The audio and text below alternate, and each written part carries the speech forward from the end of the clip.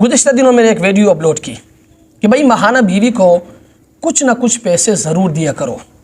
اس video کو ٹک talk میں تقریباً 84 لاکھ لوگوں نے اس ویڈیو کو دیکھا ہے، اور اس پر لوگوں نے مختلف کمنٹس کی۔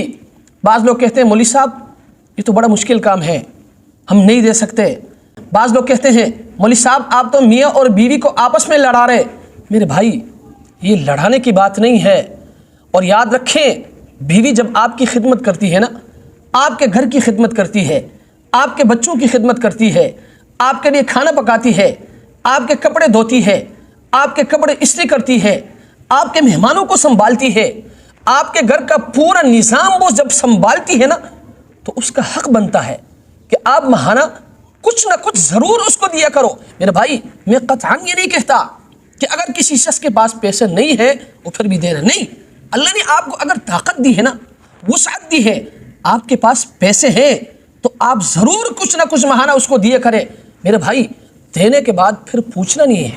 بعض لوگوں کی عادت ہوتی ہے 100 روپے دیتے ہیں نا، پھر پوچھتے ہیں 10 روپے کا کیا لیا، 20 روپے کدھر گئے، 30 روپے کا کیا لیا، یہ چیز کیوں لایا؟ نہیں، دے دیا نا پیسے، بس پھر اس سے پوچھنا نہیں۔ بھائی وہ بھی تو آخر انسان ہے نا، کسی کو تحفہ دے گی، کسی کے پاس تحفہ بھیجے گی، ماں کے پاس تحفہ بھیجے گی، بھائی کے پاس تحفہ بھیجے گی، بہن کے پاس تحفہ بھیجے گی، آخر وہ بھی تو انسان ہے۔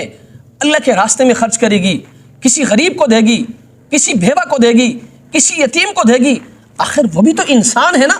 اس لیے ماہانہ کچھ نہ کچھ اگر اللہ تبارک و تعالی نے آپ کو وسعت دی ہے نا، آپ کو طاقت دی ہے، ضرور کچھ نہ کچھ پیسے بیوی کو دیا کرے، اور دینے کے بعد پھر اس سے پوچھنا نہیں، بلکہ دے دیا نا تو بھول جاؤ، جیسے وہ خرچہ کرے، جدھر وہ خرچہ کرے، جس کو وہ دے دے، وہ اس کی مرضی ہے۔